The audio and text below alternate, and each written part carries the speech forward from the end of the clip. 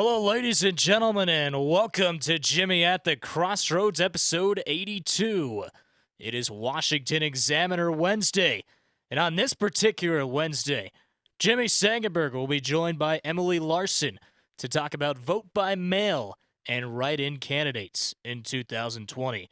Plus, could Texas be in play for Joe Biden? That's a scary thought. That's all coming up. Jimmy at the Crossroads, Washington Examiner Wednesday. Stay tuned.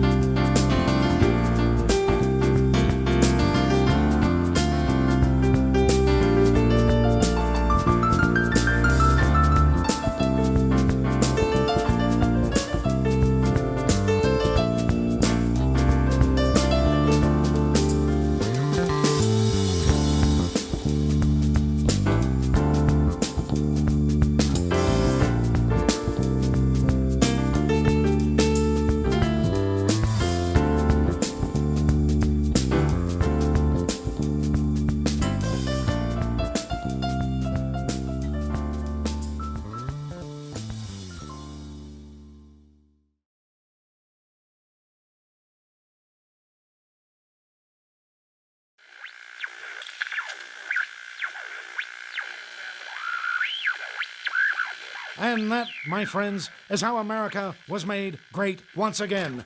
Breaking at this hour, Jimmy Sengenberger is currently at the crossroads of politics and economics. Radio broadcaster master, now the celeb on the web. He's the smarty of the party. He's in cahoots with the grassroots. Jimmy at the Crossroads brings you thought-provoking commentary, hard-hitting interviews, original satire, and the best bumper music known to man. Jimmy at the Crossroads! Gonna talk money, gonna talk politics, great for all generations. Oh, what a great mix, I said. Gonna talk money, gonna talk politics, great for all generations. Oh, what a great mix. I got Jimmy at the Crossroads, making sense out of nonsense. People want answers, they want to understand. They come to the crossroads and Jimmy gives them the plan. I said, gonna talk money, gonna talk politics, great for all generations. Oh, what a great mix. I got Jimmy at the crossroads, making sense out of nonsense. Come on, Jimmy, what you got?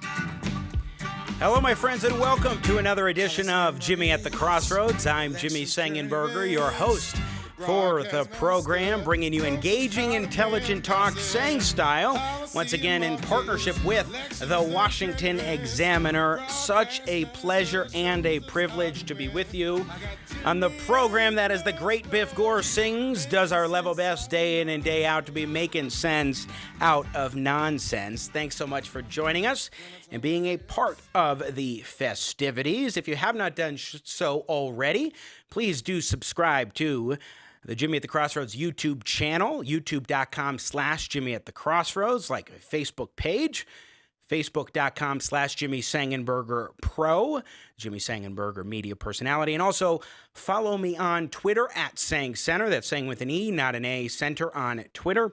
And of course, check out jimmyatthecrossroads.com. And be sure to follow, like, subscribe, all those good things for our friends at the Washington Examiner on YouTube, Facebook, Twitter, and WashingtonExaminer.com. We're going to get right into our content today because it is Washington Examiner Wednesday. Every Wednesday, we like to bring on one of our friends at the Examiner to talk about some of the key issues of the day. Thankfully, there's no shortage of things to talk about in the political climate that we've got going on right now. So today, on this Washington Examiner Wednesday, I'm pleased to welcome to the program breaking news reporter at the Examiner, Emily Larsen, joining us now. Emily, welcome to the show. It's good to have you. Great. Thanks for having me.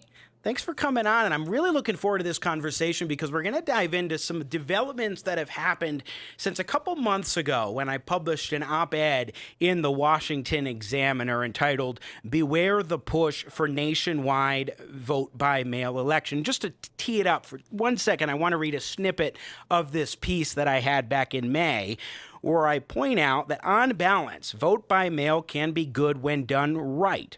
Colorado, where I'm broadcasting from, for example, has held vote-by-mail elections where Republicans performed well and ones where Democrats did well. Compared to the national mood and voter registration numbers, the voting model doesn't really change outcomes. Additionally, election experts differ on whether in-person voting or vote-by-mail leads to more voter fraud. Yet even if vote-by-mail is generally positive, that doesn't mean 2020 is the year for nationwide expansion. I note that, as former Colorado Secretary of State Wayne Williams pointed out, it took the state a decade to get ready for vote-by-mail elections. Likewise for Oregon and Washington. Admittedly, those three states were pioneers and others would follow their lead, but the inherent complexities are inescapable. Emily Larsen, you've been reporting quite a bit extensively every couple of weeks on vote by mail, and this week you particularly had a piece talking about some of these challenges and potential delays. What are you noticing? Well, I think the number one thing I'm noticing from people following this issue is that they're trying to stress that if the election, the presidential election in particular, is close in some of these swing states like Pennsylvania, Michigan, Florida, if it's close, then the rise of vote by mail and mail-in absentee voting is going to mean that we're not going to have the results on election night as we have come to expect in previous cycles. It's going to look a lot more like the 2000 election than it is going to look like the 2016 election. And so and that's because there are inherent challenges in vastly expanding these vote by mail operations that states that don't already have a robust mail-in voting system need to hire people to process all of these ballots. There are likely to be lawsuits about which ballots are counted or not, whether ballots that are that arrive after Election Day should be counted. Legal issues can hold up these questions for months, or not months, but weeks, and or days. It might take days to actually count the ballots. And so that's what elections experts are trying to stress to the general public right now. Yeah, I mean, we recall the 2000 election, and that one stretched out, what, like 36 days or so because it needed to go to the Supreme Court. Not only can you have counting delays, but imagine there are counting delays. Finally, all the ballots are counted a couple weeks in, and then the lawsuits start coming because there are some perceived irregularities happening, and maybe in some very pivotal states from the presidential election standpoint.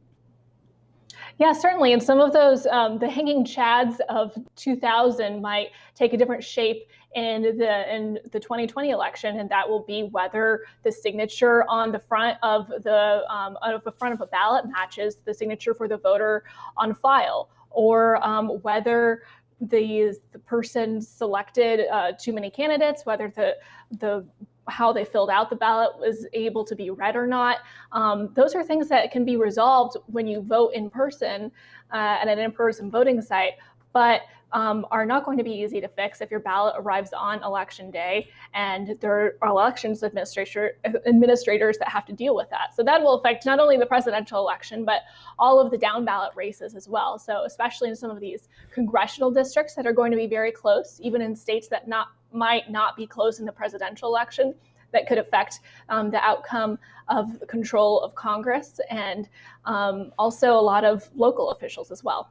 As I've talked about on this program and discussed with election officials in Colorado, that signature verification, I mean, there's a lot involved because you need to get the database set up. You need to be able to verify from IDs and what have you, how to, whether or not these voters are actually legitimate eligible voters and so forth. And so there are a lot of these tricky situations. So the question is, how are new states that are just trying to bring this about in their areas, Emily Larsen, how are they doing that and handling this? Is it starting to pick up where they're actually putting into place these systems, or could we be getting to election day where suddenly everybody's like, wait a second, in our state, we're just not ready for this, or not election day per se, but even a month before when you start sending out ballots? Well, they're trying to put them in place. California has already had a lot of mail-in voting for a long time, but it's certainly increased in the primary this year.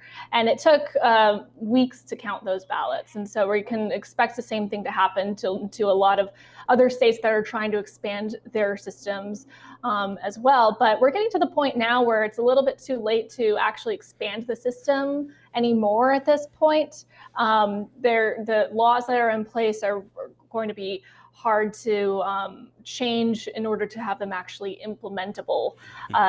So at this point now, it's all about how the elections administrators are going to be administering this, and whether the changes that have been made already are going to be are going to run smoothly on election day.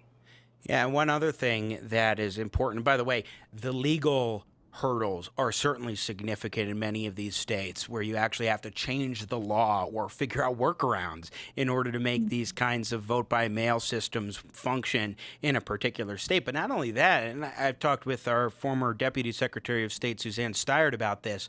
One other thing that Colorado's experience shows is that there aren't enough ballot printers around the country as well. So if you end up having a lot more states involved in mail-in voting and they need the ballots, they could become sort of, remember earlier on in the coronavirus crisis, we were worried about having enough ventilators for hospitals. They could kind of be the new ventilators, at least for the COVID-19 era election.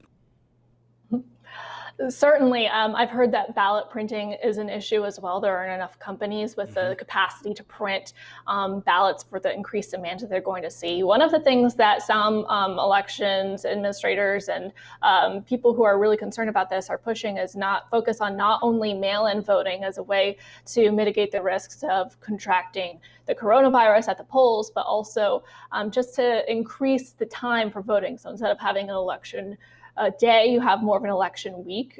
You increase the number of hours that the polls are open in order to space out the people who can go to the polls. The challenge is, of course, getting that message to voters that they can vote early, and having enough elections administrators to man the polls at that time, because typically these elections administrators are older and in the type of area and the type of age group that is at risk when it comes to coronavirus. Once again, we're talking with Emily Larsen, breaking news reporter with our partners at the Washington Examiner on this Washington Examiner Wednesday edition of Jimmy at the Crossroads. Let's stay on the topic of mail-in ballot, but more the politics of the thing. I mean, President Trump for weeks, months, has been railing against the idea of vote by mail. And you've had some interesting reporting about the potential political implications on Republican voters and turnout in those states that start really making the shift to vote by mail and how President Trump's rhetoric could impact that. What are you finding? Sure. So there's mounting evidence that President Trump's extreme opposition to vote by mail is really driving down Republican appetite for using the method at all. They think that it's going to be corrupt. They think that they want to make sure their ballots are counted. So there are a lot of valid concerns that they have, but it's the opposition to vote by mail among Republicans is going down while Democrats are really wanting to use the method. And so the most recent evidence of this is CBS YouGov poll out of Florida and Texas. Well, in Florida, 59% of Biden voters said that they would want to vote by mail. That would be their preferred method, compared to 25% of Trump voters, which in itself, that's not necessarily bad unless you get to the point where you're a Republican and you go to the polls on the election day and it's not set up in a way to where it's easy to vote. And you have some voters on the margins or swing voters who decide that it's not worth their time to stand in line for hours, or it's too complicated to vote, and so they don't vote. And so that's the risk that Republicans run with demonizing vote by mail, especially President Trump keeping on this. Another important thing to keep in mind about that is even as states are trying to expand vote by mail in a number of states, in the most important 6 swing states this year, they already have vote by mail. That was already, no excuse absentee voting was already in place in the 6 most important swing states. So this is going to be a challenge for Trump no matter what. So, Emily, when we look at the political dynamics today, one thing that people are wondering about, and you've also reported on this, is about write-in candidates, especially now with Kanye West announcing he's running for president of the United States with no infrastructure in place. I don't even know if he's really serious about executing on that campaign, but it certainly begs the question, okay, let's say he doesn't actually mount a full-on campaign under the birthday party banner, but still some people are like, you know what, I don't like Trump, I don't like Biden, I want to write in Kanye West or somebody else. Is that something that people are seriously thinking about, write-in candidacies, or the potential implication of people saying, I don't like either of these guys, so I'm going to write in Kanye West or some other person? Well, we don't really have enough hard data at this point, especially since Kanye hasn't filed any FEC paperwork. He's not considered a serious candidate by those of us who watch elections closely yet. But even if he does end up being more of a joke candidate, people vote for joke candidates all the time. Especially, there were a lot of people who voted for third party or people or write-in candidates, people who weren't expected to win in a number of swing states last year that were extremely close. So it really depends at this point on how much this Kanye presidential run really how much attention it ends up getting, how serious people think he is, or whether people get fed up enough with both options like Joe Biden and Donald Trump that they decide to just toss a vote for Kanye. But it could be troublesome for both Joe Biden and Donald Trump, depending on which way, which voters might be inclined to vote for Kanye, that enough vote for him that it ruins their own chances in a swing state. And it is striking. We were just seeing a video of when Kanye West met with President Trump in the White House with his MAGA hat, and they were all excited and hugging each other and all this. And the passage of time maybe is what did it. I'm not exactly sure, but I also want to say, in terms of this idea of a joke candidate, that early on there were a lot of people who thought that President Trump was a joke candidate. I concede in the first few months, to viewing Donald Trump as exactly that. You had late night hosts literally saying before he ran and then after he ran, please run. Oh, this is so exciting that he's getting in. And then things became serious. The big difference, though, in terms of actually making a candidate a probable person to actually win and become president of the United States, is that Donald Trump did it through party infrastructure. He went into the primaries. Here you have Kanye West saying, when a lot of the deadlines are passed already in terms of getting onto ballots, he's just saying now, I'm gonna run for president. Hasn't filed any paperwork. So I think I want to bring up the idea that Trump was viewed as a joke candidate by many early on, but he chose a serious path to become president and did successfully become president. Kanye West, not so much. Certainly. And I think one thing to keep in mind with Donald Trump and Kanye West when looking about this is that Trump had teased running for president in 2012. Yeah. And 2000. so this wasn't, yeah, exactly. So this is something that was discussed with him for a long time. For Kanye West, this seems to be something that seemed interesting to him in the last couple years, but he hasn't really laid down any serious groundwork. It's more, whether it's one of his crazy ideas that he's trying or a PR campaign, there's really not the same kind of legwork that he has, that Donald Trump had when he announced his candidacy in order, I think, to make the equivalency. Although, you never know. But logistically at this point, it's going to be by the end of July, filing deadlines for all of these important electoral college states will have passed. So I think we can safely say that Kanye West is not winning the presidency in 2020. Then we won't have a birthday party celebration in November, unfortunately. I guess if the birthday party candidate doesn't win, no parties. Emily Larsen, again, from the Washington Examiner, breaking news reporter. Just one more topic I want to get into. There's been a lot of talk right now about whether or not Democrats can make significant enough gains to actually win Texas, which would be a boon to them in terms of securing the nomination for Joe Biden. How seriously is this potential being taken for a Democratic victory in Texas for Joe Biden? Well, Joe Biden just did start running some ads in Texas. So it seems like they're either taking the idea seriously or they're trying to force Donald Trump to spend money in Texas in order to force him to redirect resources there rather than other states. But there were a pair of polls that came out over the weekend, one of which that found Biden 5 points ahead of Trump in Texas, and the other that found Trump only 1 point ahead of Biden. And so that was very exciting to a lot of Democrats who have been saying that Texas is trending blue, it's turning blue. But the experts I talked to, some political science professors in Texas, told me that, well, yes, the Texas is trend more Democratic, and the baseline Republican vote is shrinking.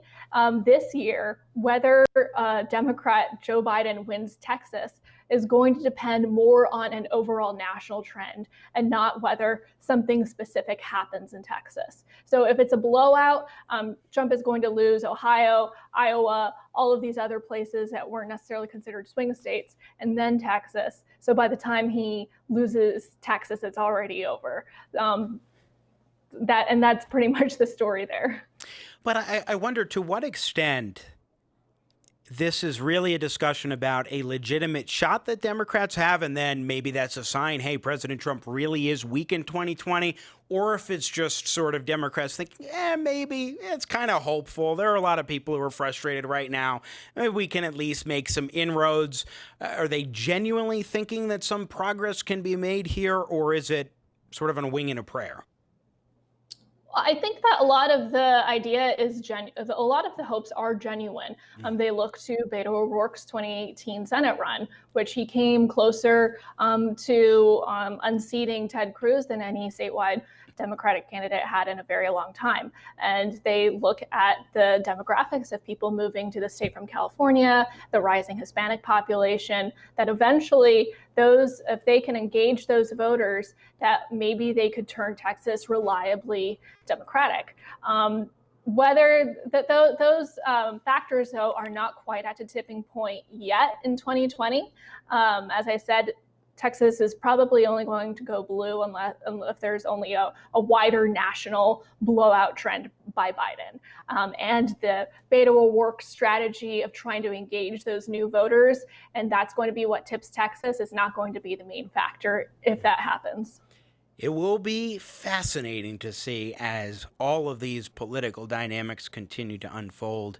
Emily Larsen, breaking news reporter at the Washington Examiner, thanks so much for joining us here on Jimmy at the Crossroads on this Washington Examiner Wednesday. Have a great rest of your week. Thank you.